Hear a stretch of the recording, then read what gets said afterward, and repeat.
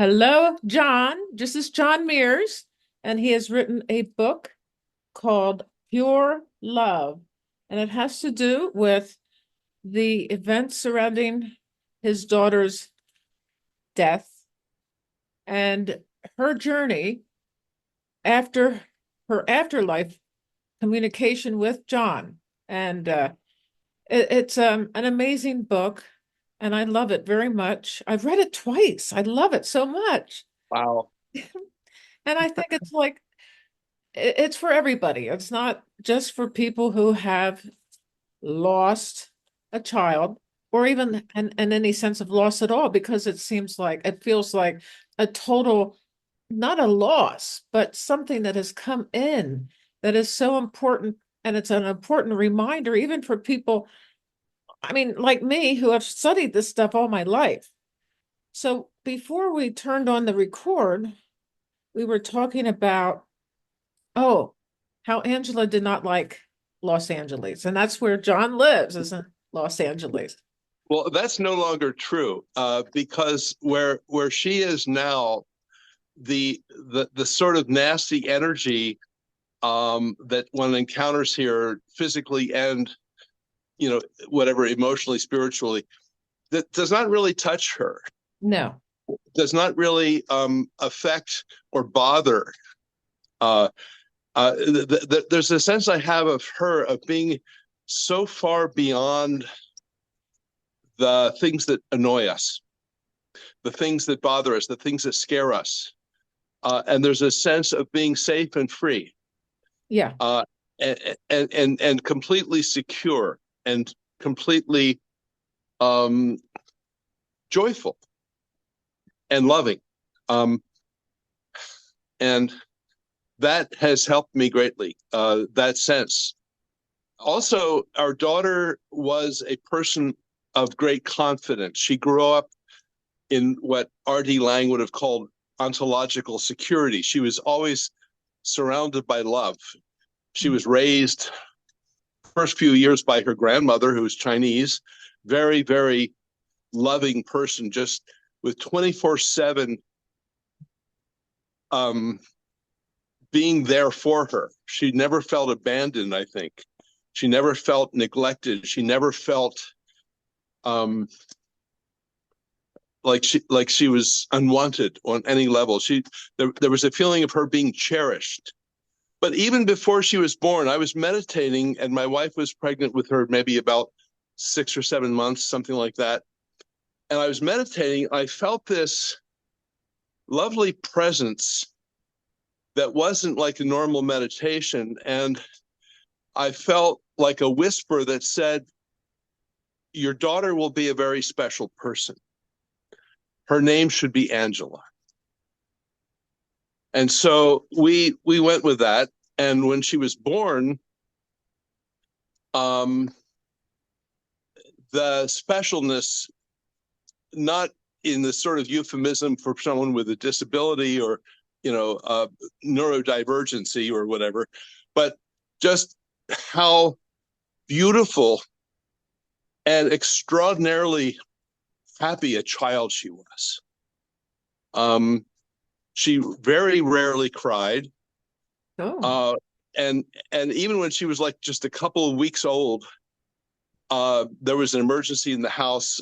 My mother-in-law was taking care of her, changing her diapers. Angela was little baby on the diaper table, and uh, Abu, which is the Chinese word for grandma, uh, Angela's half Chinese. Yeah. Um, her grandmother had forgotten something on the stove and had to run to the kitchen, and she said to Angela, "Don't move, don't move. I'll be right back. Don't move." So Angela kind of went like this.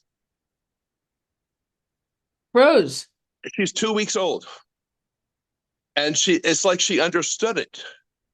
And so when Abu came back, Angela was still, Oh. and it was like, who does that? and I was taking care of her a lot in the first few months and years because Mamie was working full time and commuting between the north part of the San Fernando Valley and the west side of LA, which is, if there's no traffic, maybe 45-minute drive each way. But if there's traffic, it can be a 2-hour drive each way. So Mamie was exhausted and very overworked. And so Abu and I were the babysitters. So I was feeding Angela. And the first thing that was weird was I gave her cooked broccoli when she was only like a few weeks old. She loved it.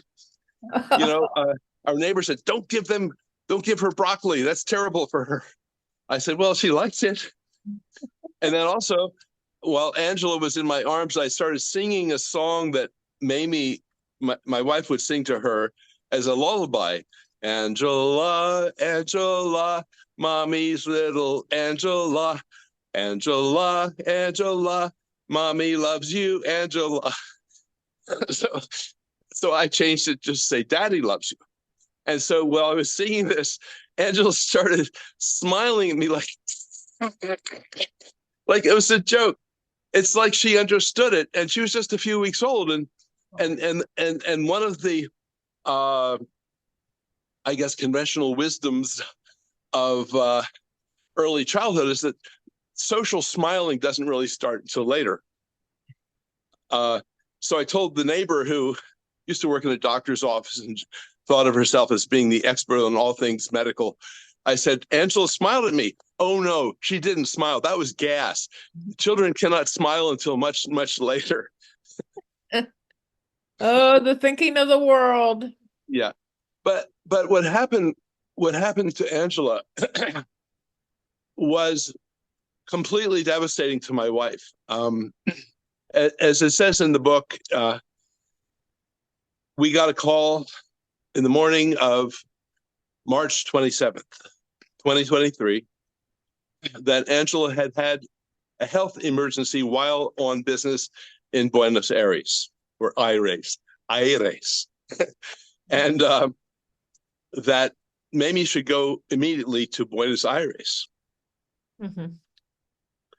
And so there were conflicting messages we got from different people, because Angela had been at a business meeting with dozens of people, high-level people from the advertising, marketing, public relations industry from around the world.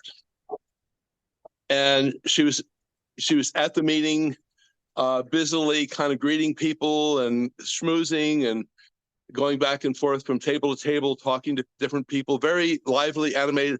Suddenly, she just fell down. And she was lying on her back, I suppose, and they were trying to talk to her. And she was essentially, for just a few seconds, there was eye contact, and she was able to say a few words. Someone said, do you need any medication? She says, medicine. And then those are the last words she said, which is appropriate because her grandfather was a medical doctor, medicine. But that's the last she said. And then the rest, as it says in the book, she was in what amounted to a coma, life support for a couple of days. But what the doctors in Buenos Aires said was that basically to preserve her body for harvesting her organs. So to make a long story short, Mamie came back with Angela's ashes from Buenos Aires.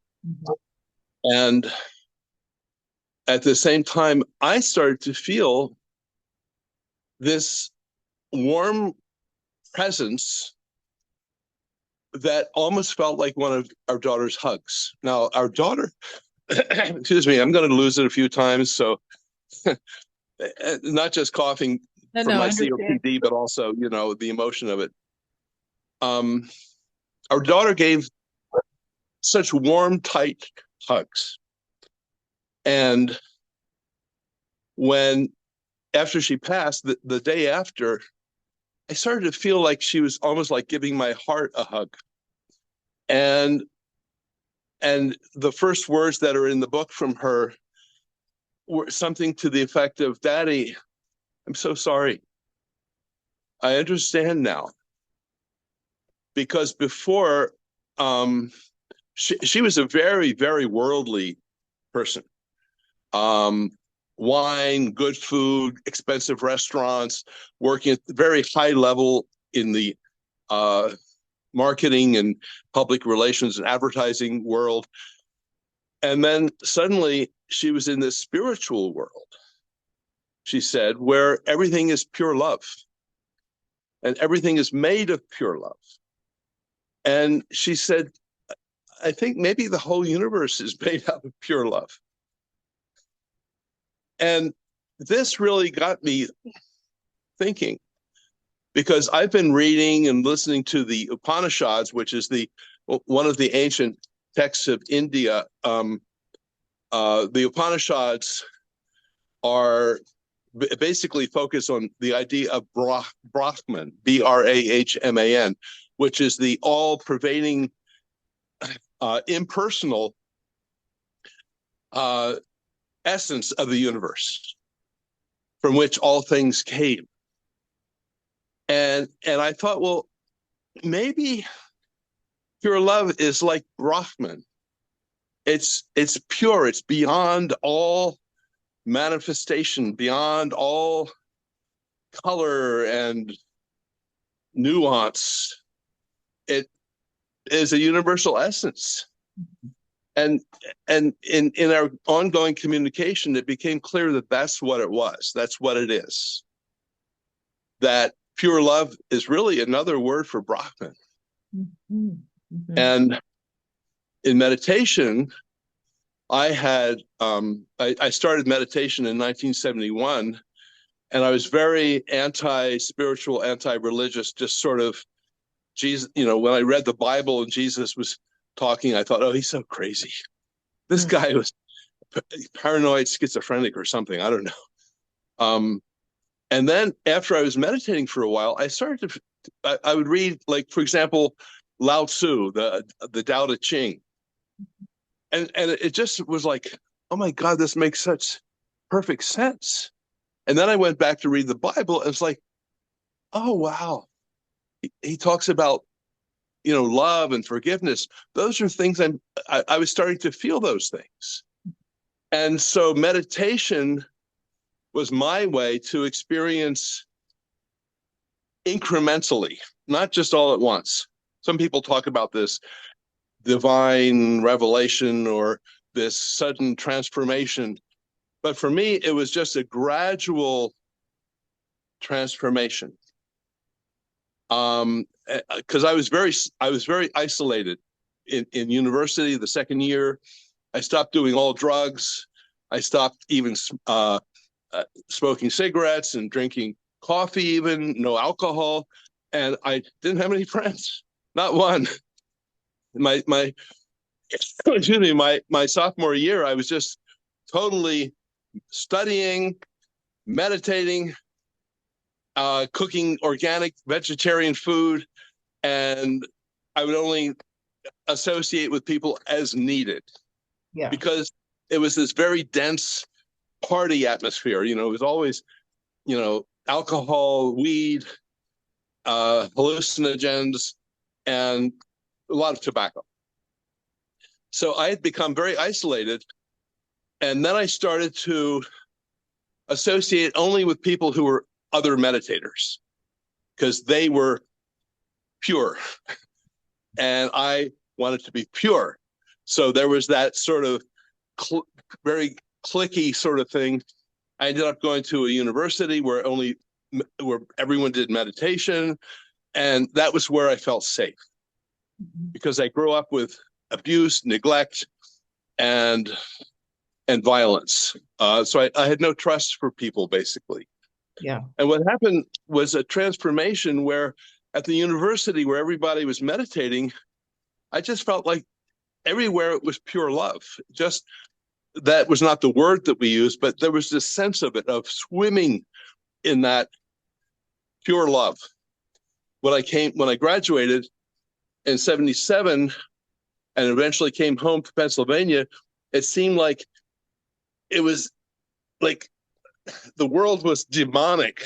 It just seemed like people were just the energy was so toxic and people were so, uh, and it was such a sharp contrast. But what happened was I gradually started to acclimate, and I came to LA in late 1980, and found work that I loved, and met Mamie. Mhm. And she really is, I think, an incarnation of pure love in her own way. And and then when we had Angela, it just seemed that Angela was raised in this environment of pure love. Yeah. And so she was really, in a way, prepared for it. Um, and then one of the most, I guess, puzzling things that I felt she said after she passed was, this was the plan all along. That it was the plan that she would rise to this position of high visibility and respect, and then she would die in that and become a messenger, really, from the spiritual world, working with me and whoever will listen, and and in our own sort of humble, low key way, just whisper the message of pure love. Yes, it's quite a reminder in this particular time with Trumpism, the hate and the desperation of Trump and his immigration stance, killing all of the immigrants. That must be especially appalling to you, since that was what you were doing, is Yeah. helping immigrants learn English. Yes. Yeah. Yeah. And I think that when Angela was with us, there was a tension between her and me, um, because I was working nights. Most of the adult education programs are at night. Yeah. And so I would come home at like 10 o'clock. But she organized her day so that she would come home from school, take a nap, and then be awake when I was there. And we worked together in this room that you see here, Sweet. that was our common room. She was on her computer over there, and I was on my computer over here, and we would talk a little. But there was just a sense of being together, without any kind of pressure or whatever. Right. But what's happened with the book now is that already it's on Amazon, of course. But in the first day, it was like number one Right. of new releases Nice. uh, in the spiritualism category. It's not anymore. It's tapered off a bit, but we're not really concerned about just trying to push the book. We just, more than anything, my wife and I both share a belief in pure love, in what Angela seems to want to be pushing, if you will, without being pushy. But she has this very brassy, confident energy, that you might have felt a little bit in the book. Yeah. Definitely. That yeah, because I was beaten and humiliated into a sort of passive psychology as a child, and with a fear of so many things, and rejection especially. And Angela had none of that. She she grew up really in an opposite way, and being as physically beautiful and mentally sharp and emotionally confident and all of these things as she was, she just rocketed into the world. Uh, And when she died, she left a crater. well, she rocketed right out. Exactly. She did. She did. Uh, and the people who knew her, including the president of the company who recruited her, Weber Shandwick, by the way, is one of the top advertising and marketing agencies in the world, but they also have a very dark history because they were instrumental in putting lipstick on a pig with the tobacco industry. Oh, They were hired by the tobacco industry to keep the image of the tobacco industry favorable when they were killing tens of thousands of people with their product. oh my goodness. So they have a Yeah, little bit of a karma there, they do. They but do. they're very loving people. Well, they were very loving to her, and the people, like with any country that has a military and also social services, they have their dark clients, if you will. I believe they represent some fossil fuel industry people, some pharmaceutical. Abbott Pharmaceuticals is one of their clients.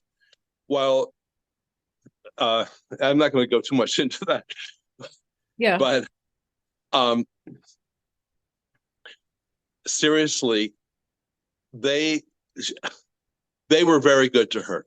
Yes. They opened every door and gave her every opportunity and just helped her up the ladder. So when she died, she was really at the very top of her game and at the top of an industry, or sorry, at the top of a company that is at the top of its industry. Mm-hmm. Mm-hmm. Very, very highly, all this incredible ego stuff. Yeah. Yes. But now I feel that she looks on everything in a completely different way, that all of that is meaningless. None of that means anything. But what does mean a lot is when people show kindness to one another, Right. when people forgive one another, when people have a bigger heart, when people let someone in front of them in line. And it really, it's very much of a piece with the heart of the gospel. It's of a piece with the heart of Vedanta. And it even fits with the United Nations Charter of Human Rights.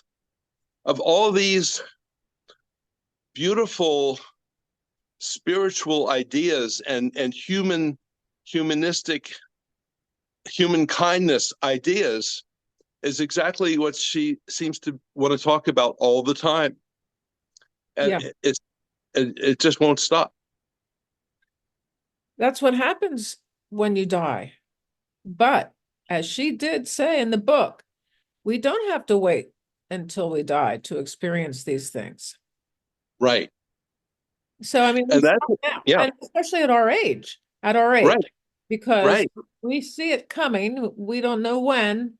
And actually, that would be true of any time in life. Yeah, But the impermanence of life. yeah. The impermanence, but the importance of it, because one of the other things, I think one of the most important parts of her message is that the spiritual world needs to be part of our world more. More. That the spiritual energy that she saw all around her is just dying to be more part of our lives. Yeah. It's just so eager to be that she's not alone there. She says that she's surrounded by beautiful spiritual beings of just indescribable beauty and intelligence and loving kindness. Yes. You could call them angels. Some of them are probably ascended masters or ancestors of some sort. Excuse me. She says for the most part, they want to be anonymous because she says the personalities are not important. Right. The names are not important. That in fact, all words can become obstacles. that words are boxes in which reality cannot fit. Yeah. There's this one thing, she says, nothing matters because nothing is matter. I like that. That's so true. We're so attached to things that aren't important. Yeah, yeah. Well, and understandably, one of the qualities that keep coming through for me with her is a sense of forgiveness, a sense of not judging or looking upon human existence with any kind of contempt or, Yeah. but more bemusement. Like it's kind of hilarious in a way. Our foibles and even our wars. You've probably seen a dark comedy or two about war, about how fucked up things get with war. Yeah. Well, that's the sense I get from her, is that everything we do is understood and forgiven from their side. One of my favorite quotes, and I don't remember if it's in this book or if it's going to be in the next one, because there will be another and another. Yay! Yeah. But it was just like a few lines like this, and I'm going to try to quote exactly. All is known. All is understood. And all is forgiven. From our side is blaming and this, Yeah. judging and misunderstanding. Right. But from her side, from their side, from that side, it's all, well, okay, but we can do better. Mm-hmm. Especially we can do better if we work together. Yes, the human team. Yes, but the human includes the spiritual. Every person has this spiritual core. Yeah. That we're almost taught to ignore that. It's like, well, don't listen to that. That can get you in trouble. That does not support the military industrial complex. It does not support the pharmaceutical industry. It does not support so many things that are key to our economy. Don't listen to that. Listen to what's on TV. Listen to the commercials, but don't listen to your heart. Mm-hmm. Mm-hmm. Now, they don't go out and say that, but that is an implicit message. It's almost like a subliminal message of the distraction from the core of what we are. Yeah. Yeah. The most beautiful part of us is the last part of us that we get to know. And sometimes only after we're dead.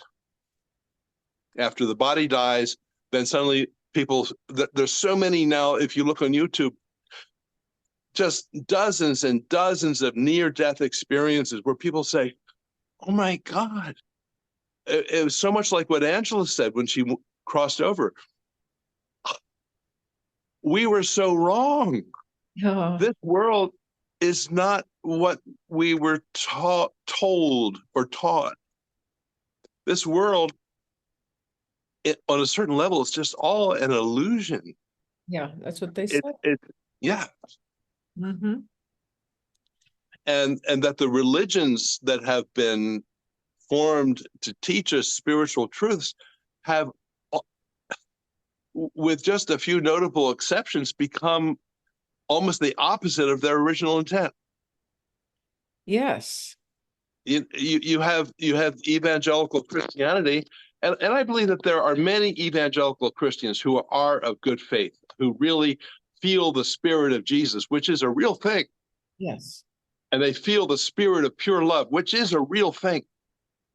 But then their pastor tells them, you must go and vote for Donald Trump. Yeah. And we must stop these illegal immigrants from coming into our country because they are the enemy. They are Satan worshipers or something.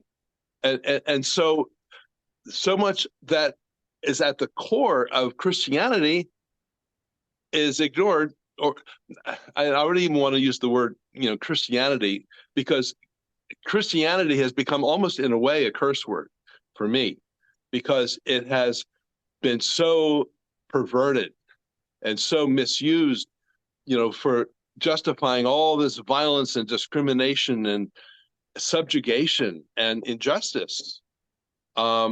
Instead of focusing on what I think and what I feel that Angela says is the heart of of Jesus's teaching, which is pure love, forgiveness, kindness, um, healing, um, being generous, giving away what you don't need, especially to those who desperately need it. Really a form of spiritual socialism. Yes.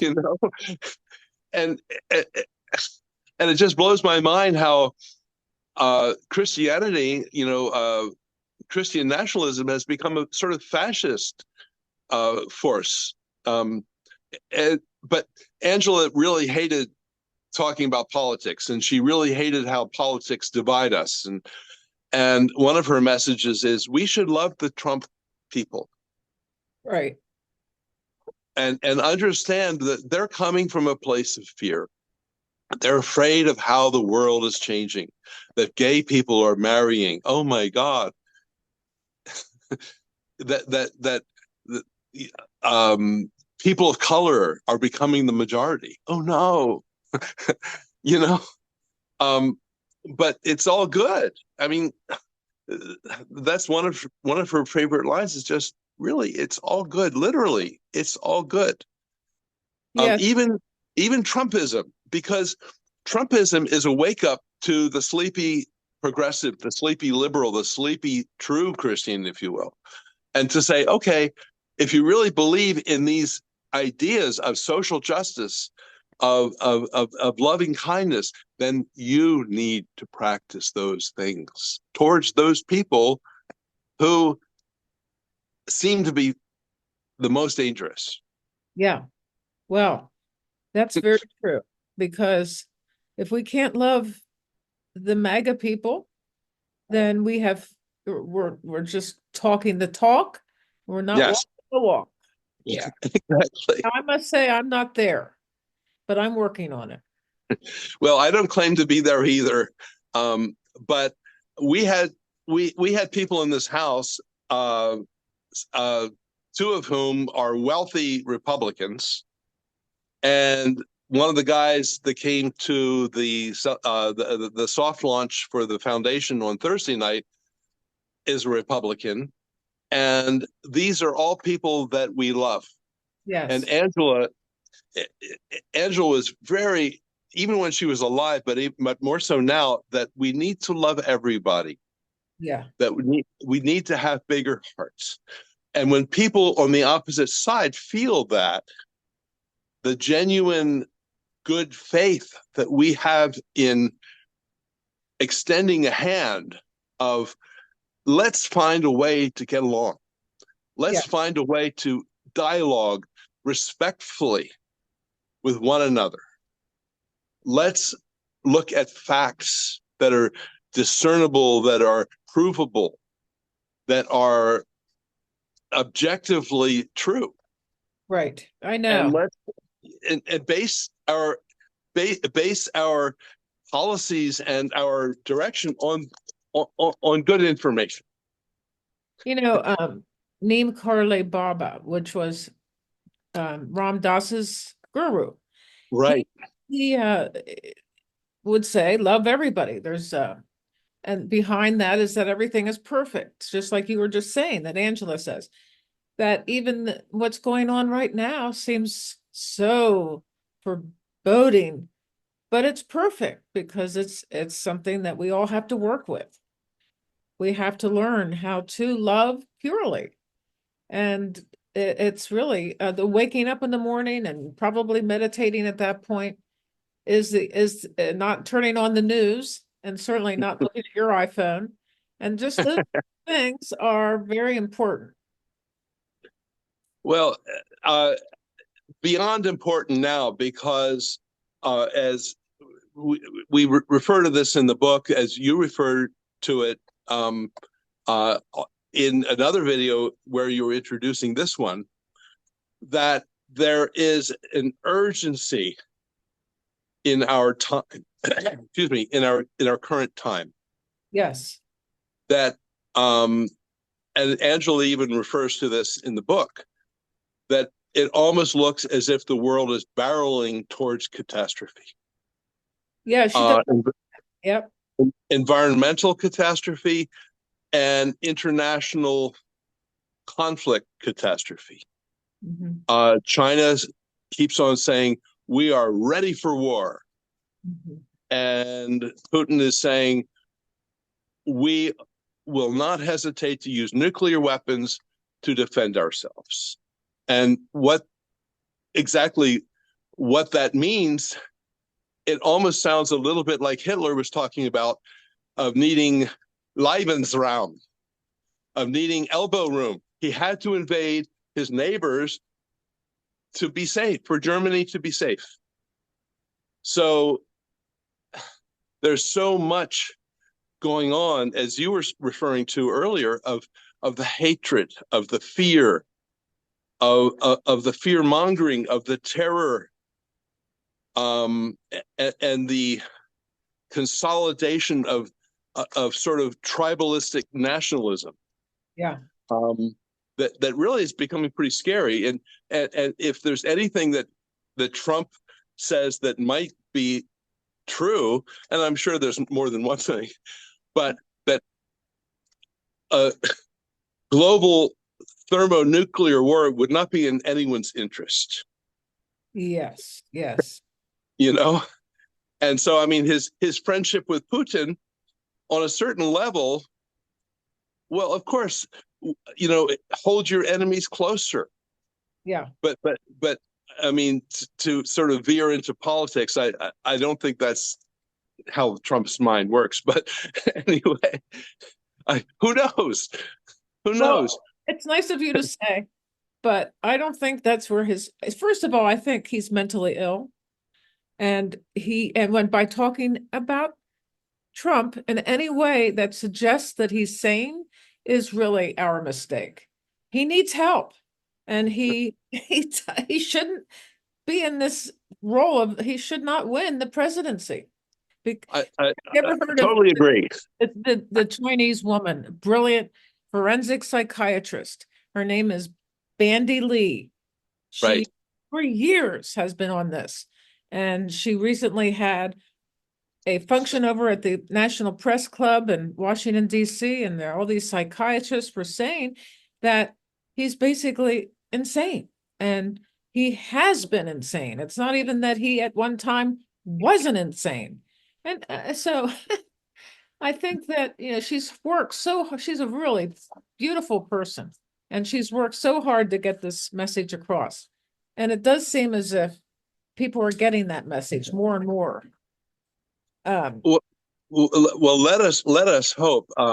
What baffles me and Mamie is how many people still support Trump in spite of knowing so much about him, that on the very face of it seems to exclude him from any political office, let alone the highest one in the world, really. But I want to get away from Trump because he has a way of taking the air out of the room and the conversation. Well, it's a contagion. Yeah, but it's a very good point, and Kate, I really agree with you.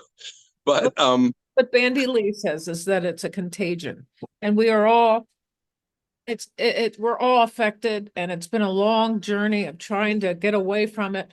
And of course, pure love is the answer to getting away from it, really. Yes, I think that in a way, pure love is almost like a powerful cleansing agent. Yeah. And I think that some people are very uncomfortable with it. That pure love is a light that, just the way sunlight will sterilize better than almost anything, in terms of, you know, killing germs and whatever. Pure love is it kind of exorcises it. It sort of blows the the evil shit out of us. Yeah. Um, not to put too fancy word on it. um, but in that process of purification, some people become very, very uncomfortable. And I think this explains why Jesus was hung up. This is why Gandhi was assassinated. This is why Martin Luther King was shot, because they were all proponents of pure love. That's right. And um, the success of the Black, just for example, the success of the civil rights movement and Black empowerment, much more came, I think, from Martin Luther King and the peaceful approach, which was inspired, of course, by Gandhi, Yes. than by the Black Panthers and the Muslim Brotherhood or whatever, the Louis Farrakhan people, who like I used to see Farrakhan people in the airport sometimes, and the energy from them was just like this: hate you all, we hate all of you, you fucking, you know, and Oh my God. Yeah. it was the feeling I got from them. It was just sort of like, you know, and but to go back to the positive side of this, I was in LA during the riots, what they call the uprising, and there was a sea change before and after that, because before that there was all this tension and all this animosity. My wife and I went shopping in a majority Black neighborhood in Inglewood at a Costco, and Black people were just staring at us. Oh, You yeah. know, just you fucking white people, you know. And then, like, I was working at a majority Black high school in the adult program. I had to walk past some people on the sidewalk, and you know, there was a group of them in the middle of the sidewalk. I walked around, and one of the girls says, "That's right, white boy, go around, go around." You know, and when the riots happened, um, I was working in the office, and when that guy Reginald Denny was having his head bashed in the middle of the intersection, some of my friends who worked in the office, Black guys, were watching it on TV in the break room, and I went there to just see what was happening, and they said, "Do not go in there. Oh, You do not want to see." yeah.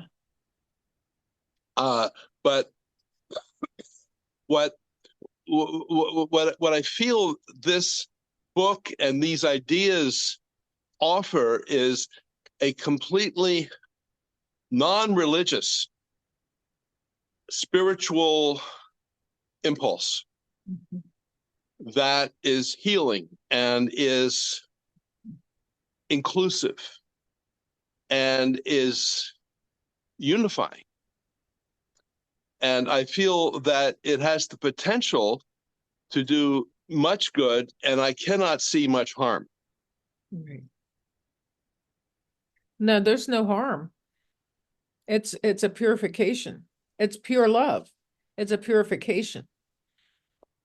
And all it is a, I shouldn't say all it is, but really all it is, it's a simple spiritual practice that, if with discipline, was practiced every day, if not throughout the day, and if everybody did it, I mean, we do impart into the atmosphere this kind of thing, whatever it is, if it's pure hate or pure love, you are affecting the atmosphere. And what would we rather, wouldn't we rather have that kind of influence that is loving rather than hateful? That's a choice, and it is a spiritual practice. Well, I would sort of, I guess, fine tune the way that's couched in verbal verbiage.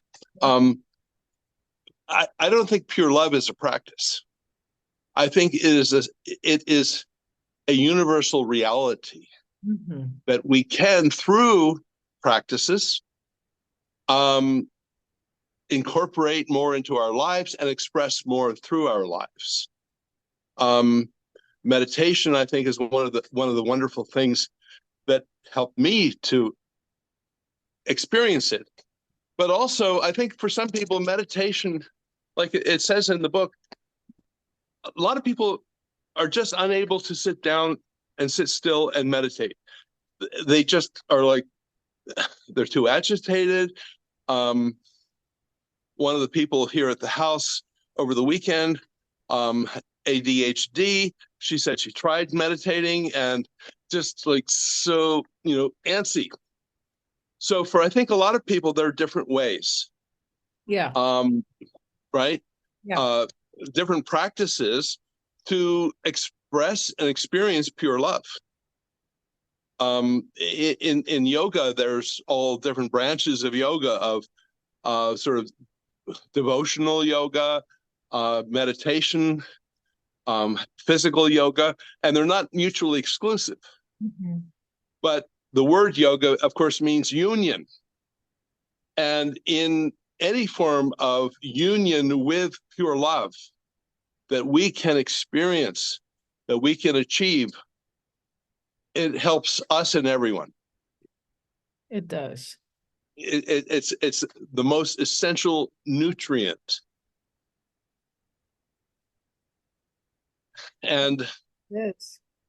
her presence in my daily life is so welcome and so much appreciated. And one of her favorite words is "You're welcome, Daddy." Oh, yeah.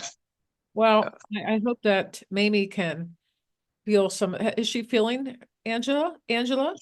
She has from time to time, but just the other night we were talking about it, and I said that I feel that Angela wants to say this and this, and she said, "You're rubbing salt in the wound," Yes, yes. Hmm. because she doesn't feel that.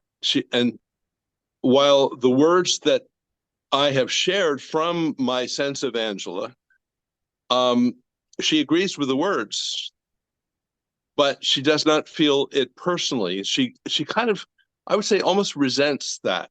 Yeah. There's a sense of jealousy of like, well, you have it, but I don't. It's so unfair. Um, in a way, you can say, yeah, but the more I look at everything, and the more I sense with Angela is what we see as being unfair is basically something that has not yet been resolved. Something, it's an imbalance that we must address sooner or later, or it will bite us in the ass. Yes. Yes. Well, um, it might take time, and it has taken some time, but you just have to be patient. Mm-hmm. Mm-hmm. And patience is really the main thing that meditation not only teaches but also requires. Yes. So there's sort of a catch-22 there. If you are impatient, you will be impatient, Yeah. right? Yes. uh, Well, um, yeah, as far as meditation goes, if you can get through that first few minutes of being agitated and mhm. all of that and just and let it evolve into the next phase, you generally get over it. People are so impatient that they can't even wait through that period when they will be able to. And it's not a matter of stopping thinking, it's a matter of observing your thinking and let it dissolve, like the waves in the ocean or the ebb and flow of the seasons. And, it's like being involved in the flow of life. Yes. Of course, there are many forms of meditation. What I do is a very distinct practice that I learned in 1971. Recently, mindfulness has become very prevalent, and that's based on a form of Buddhist meditation. Yes. Mindfulness was one of the main um, focuses of the Vietnamese Buddhist teacher. I can't pronounce his name, Why but not something. Han? Why not Han? Okay, I believe that. Yes, my mother gave me a book by him called Living Buddha, Living Christ," Yeah, yeah. and one of his. It was a great book. It is a great book. I think one of the main ideas is that Buddhist people don't like to talk about God because the word has been so misused.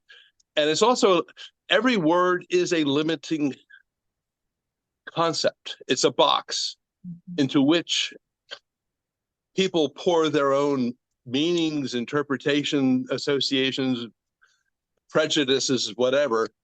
But it never, a word can never capture or even fully convey reality. It cannot give truth. You cannot really tell the truth in a way. Anything you can say can be misconstrued, misunderstood, or even offered with bad faith. Mhm.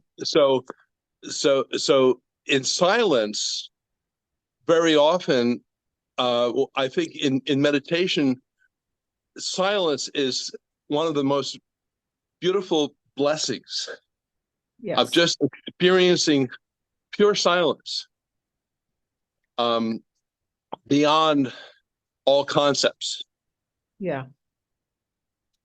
and that's transcendence. However, one can experience that. Uh, Great. I have a Um, question. Please. Was there a moment in time when you stopped doubting that Angela was speaking through you? You know, because you thought, well, am I going insane, or is this true? Is it my imagination? Of course, the imagination is a wonderful thing, but was there a moment in time when you thought that you believed what was happening? Um, I would have to answer that with some degree of nuance. Firstly, I still have moments where I question whether it's real or not. Mm-hmm. But when I'm in the experience of communication with her, when I'm in the experience of feeling her in my heart, and um, of her words kind of forming in my consciousness, there's no doubt at that moment. So, like any human being, Mm-hmm. I have moments of doubt and moments of certitude. Yeah, I mean, that makes sense. And I think in a way that's sanity. Yeah. Um, the grief has made both my wife and me a little bit, in a way, crazy. Just it's so overwhelming, and one could very reasonably argue that in my grief, I chose the voice of our daughter as an auditory hallucination to get me through this. Mm-hmm. Mm-hmm. And I remind my wife that all the time. You know, I could be making all of this up. I really could, because a lot of the ideas in the book are very similar to the things that I was thinking about before she passed. For years. But for years, yes, decades. Mm-hmm. Um, but what happened when she passed was there was like a confluence. There was a joining of her spirit, which is an energy of confidence, grace, wisdom, beauty, and pure love, um, kind of pushing my somewhat hesitant, shy, um, traumatized, timid self into expression. Now, because you have studied this for so many years, made you a perfect vehicle for her to communicate through you. Right. So, I mean, I believe, and it's not, doesn't matter what I believe, but I just feel like she knew that you would be receptive. Yeah. Yeah. I completely agree with that. And I continue to be. And it's really, Kate, it's really a very joyful thing. Um, I quit teaching recently so that I could devote more of my life to this book and this whole project. Because the first book, it was originally going to be called Angela's First Book. Hmm. But then people said, well, that's kind of generic and, it doesn't really speak to what the book is about. But Angela's second book is already taking shape.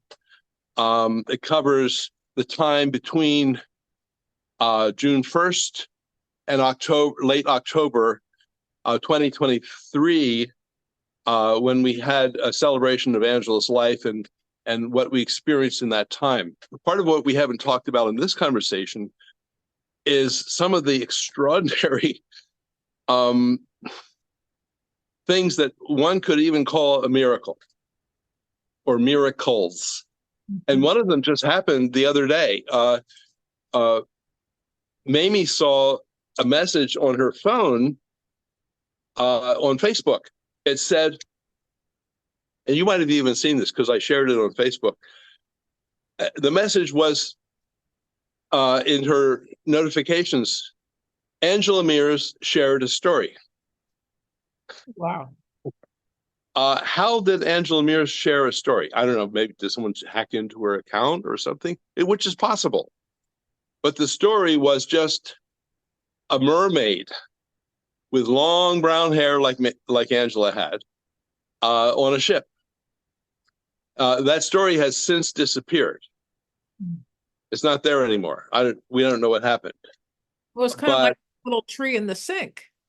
yeah, yeah. The tree in the sink, to me, was the most extraordinary and inexplicable.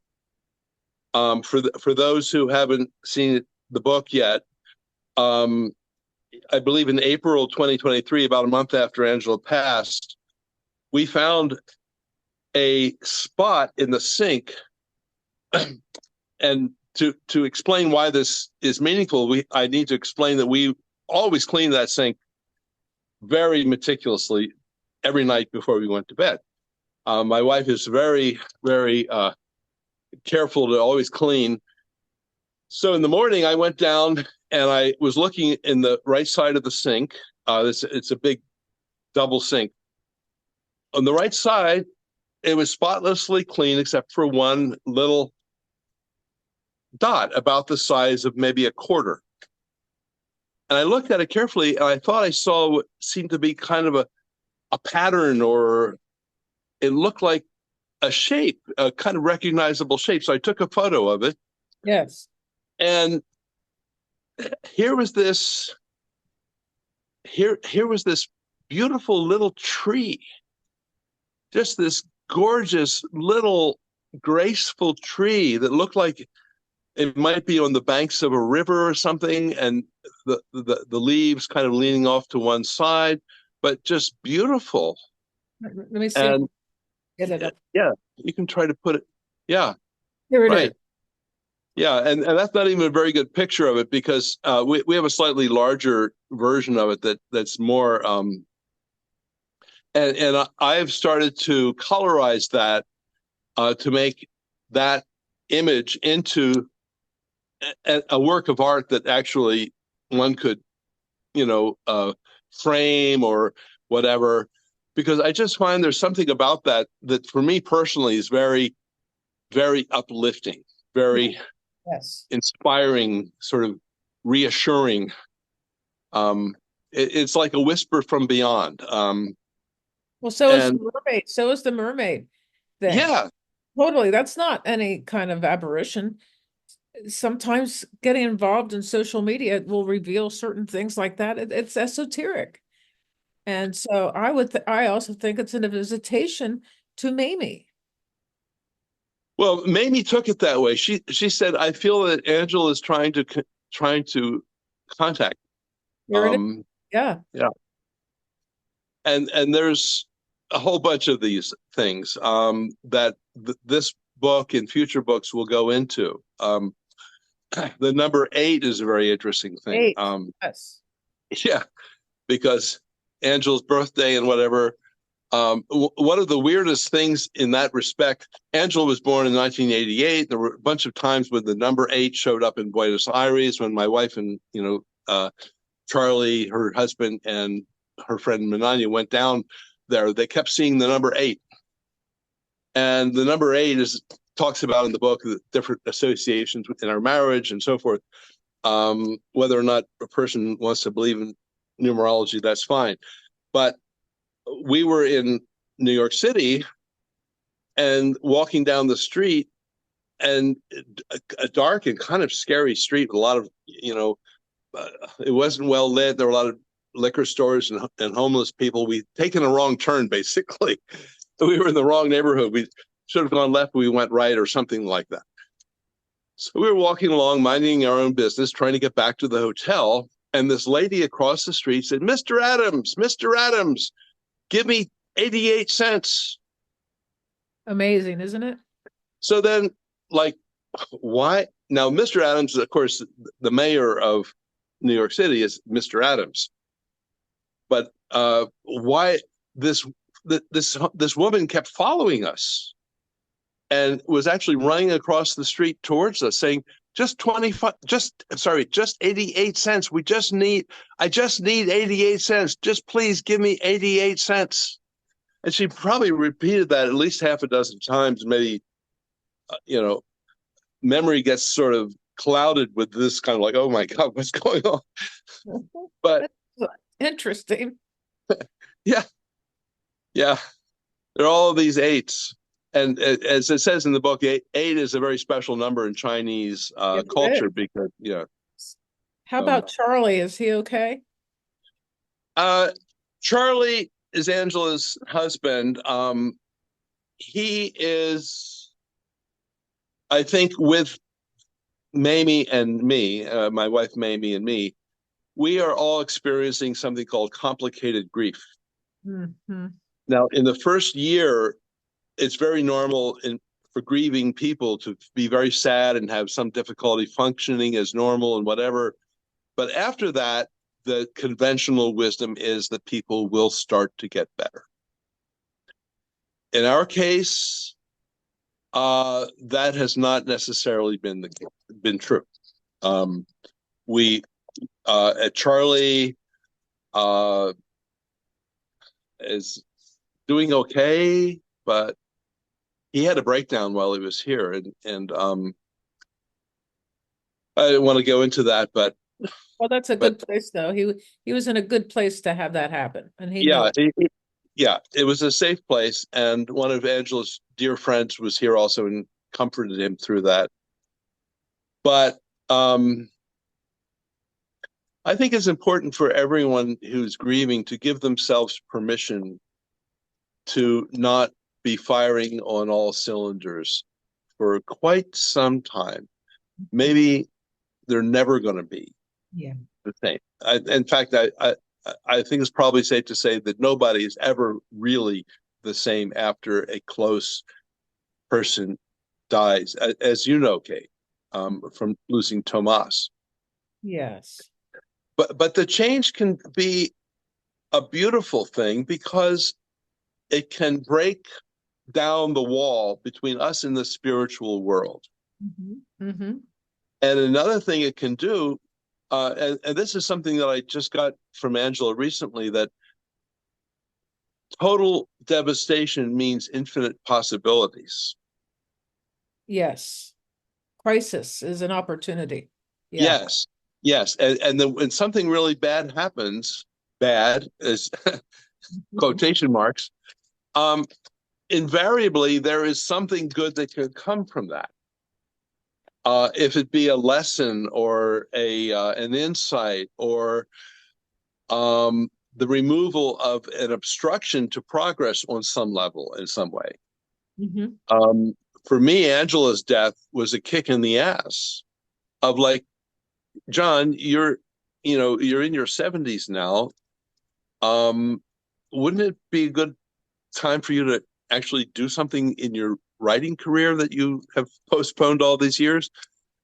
But it took Angela's energy in my heart, kind of pushing me to give me the confidence, because my confidence had been totally shattered by a whole long list of things in the movie business, with friends, with book publishing, everything. It just was like a clusterfuck. And just disappointment after disappointment, and betrayal, and disgust, and just, you know, it for me, it became a trigger. Writing was trying to be beyond just writing in my journal. Writing was a trigger. If it was intended for any kind of commercial or professional context, that was a trigger. It just made me feel like, no, I don't want to go there. But with Angela kind of pushing me from within myself, I was able to finish this book. Also with the support of my wife and friends, of like, even my therapist. I'm in therapy still, Oh, which I think is a very healthy thing. And she said, John, talked about the book in the therapy and read parts of it to her during therapy. She said, John, you have to publish this book. You have to finish it and get it out. And more, because a lot of things that I read to her and were from later books. So book 2 is underway, and there will be a book 3, probably a book 4, and probably other books as well. good. I'm proud of you. Well, I'm very grateful to you, Kate, for opening this door, and for helping to get the word out a little bit. This is the first interview that I've done with regard to the book. And so you sort of popped my cherry, so to speak. Well, in a good way. I mean, I feel that this book is not just for people who have lost children. It's for all of us. It's this whole idea of pure love is it's the only thing now that can save us. And that's what Angela says. But I think, yeah. Yeah. So she says, we don't love people for their sake. We love everyone for our own sake, because in pure love, there is joy, healing, and safety. So we don't have to wait to feel these we have to learn how to elevate emotions at all times and be aware of when we are falling prey to anything less than pure love. Well, again, I would offer a slightly different expression of that idea. That pure love is in every form of love. It's just the way pure H2O is in every form of water, no matter how polluted. Yeah. No matter whether it be a flood in North Carolina, or the surf in Malibu, or the waterfall in South America. Pure love is everywhere, in everything. And that we do not, I think, benefit from, shall we say, denial of what we feel that's less than pure love. Because pure love, you can say, well, sexual love is less than pure love. You can say that. And there are times when sexual love really makes a big problem. Yeah. But there's other times where it makes a beautiful life. So it's a matter of what we do with it. Right? right? The thing is Uh, about being in a yeah, relationship with somebody or being married or whatever. It's a great opportunity to learn how to love them unconditionally and let them go. yeah. The idea of letting go is one of the main, and freedom. You know, freedom is letting go. Mhm. And to let the people that we love be who they are, to express life as long as they're not hurting you or somebody else, Yeah. to express their own genuine, authentic um, emotions and thoughts in ways that help them move through. And you know, we're all, let's be honest, on a certain level, none of us knows what the fuck we're doing. I know. On a certain level, we are clueless. All of us, I think, because none of us really knows anything for certain, because this is a world of illusion, of deep fake, Mhm. of propaganda, of manipulation. So for me, the most important thing is first for each of us to experience our own inner authentic essence, which is pure love, I believe. Oh, it is. It is. Well, I think we can say goodbye. And when you write your next book, I would like to stay in touch with you anyway. For sure. And then we can get you on again, assuming I'm still alive. I'm in good health, but you just never know. Right. Right. We start I thinking would like, like to. I would also like to share with you from time to time things that jump out, that come through from Angela, that are please. especially